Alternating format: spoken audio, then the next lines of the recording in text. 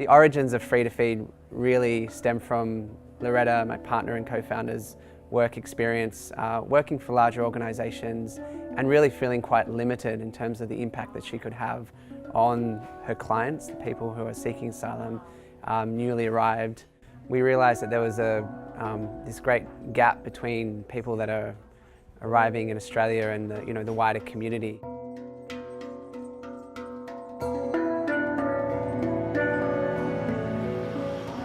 We never intended to start a cooking school, and Loretta and I are far from foodies, but what we found was that food was this incredible area of knowledge and skills and joy and expertise that did come across with people who are newly arrived. Despite all the things that they had to leave behind, they carried with them the ability to produce amazing food and all the stories, connections that they bring with them. My dream is many Australians knows about Iranian food, Persian food, my country food, and this is happening. Actually, it's happening in Free to Feed.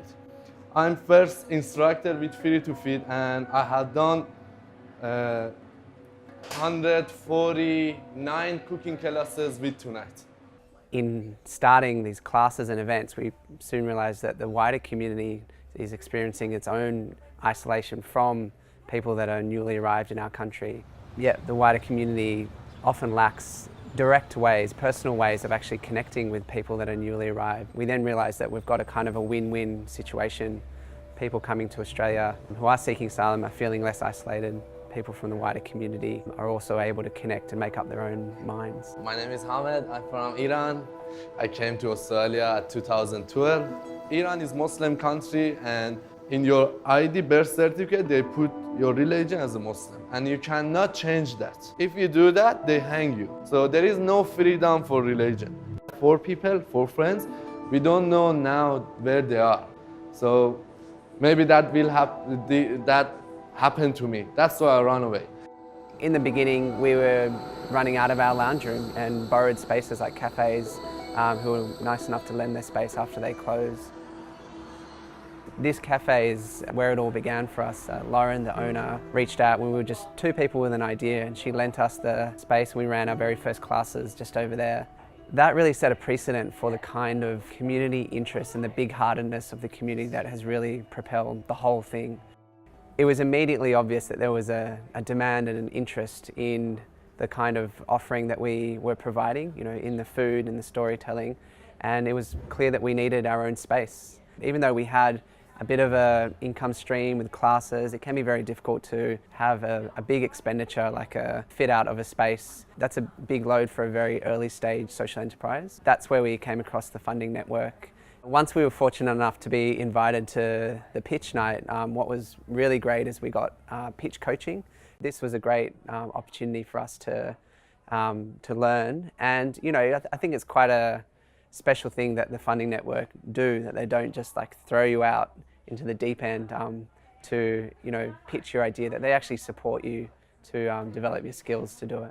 There are over 30,000 asylum seekers from all over the world living in communities across Australia right now.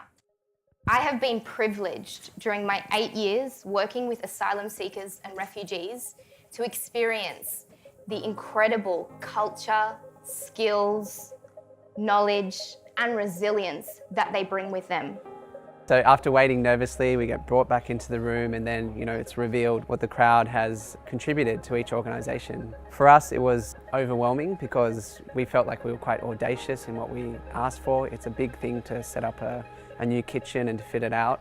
At the time, we'd taken out a lease on a space, but it was essentially an empty shell. So what the funding allowed us to do was to fully fit out that space. Ovens, dishwashers, exhaust units, expensive items. It just, as I say, it's been, the centre of our operations ever since. Because we have to take everything, put in the car. Sometimes we miss equipment, we miss ingredients, but now we have everything here.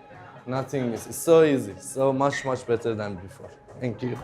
A typical week will have 10 or 11 classes. Some of them will be at the headquarters. Every class is prepared and packed there, so it is the engine room of what we do. We have cooking class instructors from Eritrea, Malaysia, Iran, Sri Lanka, Syria, and this year we'll have a cohort of 12 instructors running classes all around town. Part of our experience at Free to Feed has been seeing how much potential our staff have outside of just running cooking classes and events.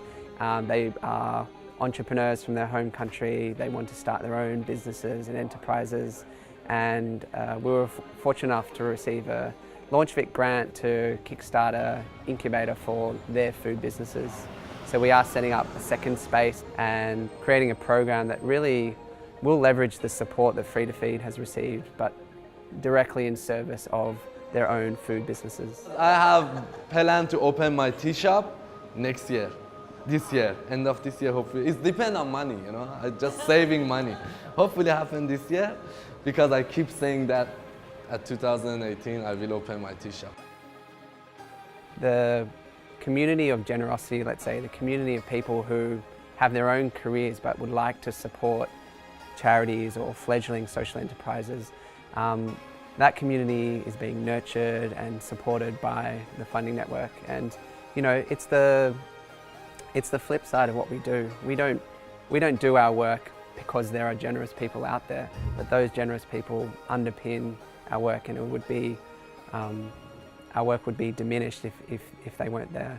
So, you know, from our point of view, we really appreciate the work that the Funding Network is doing in nurturing that generosity in the community.